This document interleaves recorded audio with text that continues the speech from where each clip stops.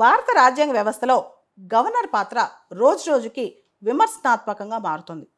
మనకు తెలుసు, గవర్నర్ పాత్ర అనేది స్టేట్లో చాలా కీలకం. అయితే ఒక పక్క ప్రజాస్వామ్యబద్ధంగా ఎన్నికైన ప్రభుత్వం, ప్రజాస్వామ్యబద్ధంగా ఎన్నికైన లెజిస్లేటివ్ అసెంబ్లీ, మరో పక్క గవర్నర్, రెండూ కూడా రాజ్యాంగబద్ధమైనవే, ప్రజాస్వామ్యబద్ధమైనవే. అయితే ఒకసారి స్టేట్ లెజిస్లేచర్ బిల్ పాస్ చేసిన తర్వాత గవర్నర్ ఎంతకాలం లోపు దానిపైన సంతకం చేయాలి? రాజ్యాంగం ఈ విషయంలో స్పష్టంగా ఏం చెప్పట్లా.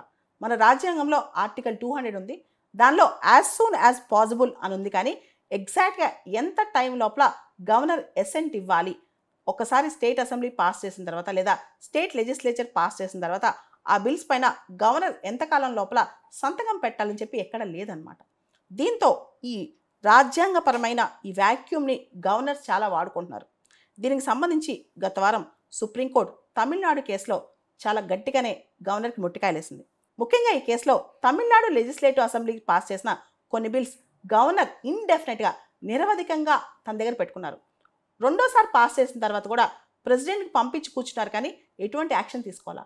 గవర్నర్ ఇలా ఇండెఫినెట్గా తన దగ్గర పెండింగ్ పెట్టుకోవడాన్ని సుప్రీంకోర్టు తప్పుపడుతూ ఇది ఇల్లీగల్ అని చెప్పి, ఎర్రోనియస్ ఇన్ లా అని చెప్పి వ్యాఖ్యానించింది.